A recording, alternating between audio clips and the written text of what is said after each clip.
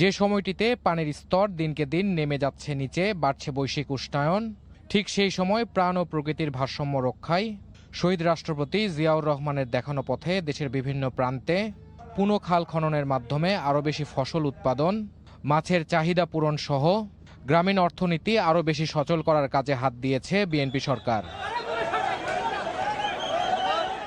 খালপাড়ের সংক্ষিপ্ত সমাবেশে প্রধানমন্ত্রী বলেন, নির্বাচনে দেশের জনগণ যাদেরকে প্রত্যাখ্যান করেছে তারা নানা ধরনের ষড়যন্ত্র করছে। বিভ্রান্তি ছড়িয়ে দেশের মানুষের ভাগ্য নিয়ে আর ছিনিমিনি খেলতে দেওয়া হবে না বলেও হুঁশিয়ারি উচ্চারণ করেন তিনি।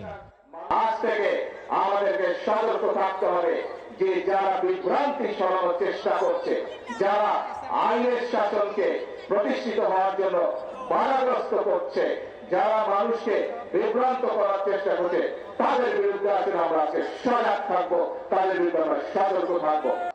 নেতাকর্মীদের উদ্দেশ্যে তিনি বলেন, যারা এই অরাজকতা সৃষ্টি করছে তারা তলে তলে ৫ আগস্টের বিতাড়িত শক্তির সাথে যোগসাজশ করছে। এখন যারা অরাজকতা সৃষ্টি করতে চাইছে, খবর নিয়ে দেখেন ওই ৫ই আগস্টে যারা বিতাড়িত তাদের সাথে এরা তলে তলে আবার খাতির শুরু করেছে। আমরা এই দেশ থেকে স্বৈরাচারকে বিদায় করেছি। এখন বাংলাদেশের মানুষ দেশ গঠন করতে চায়, বাংলাদেশের মানুষ তার ভাগ্যের পরিবর্তন করতে চায়।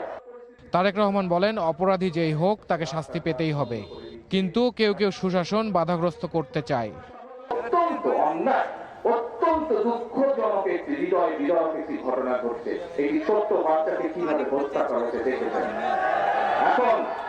এখন আমরা প্রথম থেকে বলে এসেছি যে আইনের দৃষ্টিতে কোন ব্যক্তি যদি অপরাধ করে তার শাস্তি পেতে হবে। দেশের স্বাধীনতা, সার্বভৌমত্ব ও উন্নয়নের বিষয়ে তার সরকার অবিচল বলেও দৃঢ় প্রত্যয়ী প্রধানমন্ত্রী। খরা ও অনাবৃষ্টি মোকাবেলায় সরকার হাতে নিয়েছে খাল খনন ও পুনঃখননের কাজ। খাল খনন হলে সংরক্ষিত থাকবে বর্ষার পানি, আর সেই পানি ব্যবহার হবে সেচের কাজে।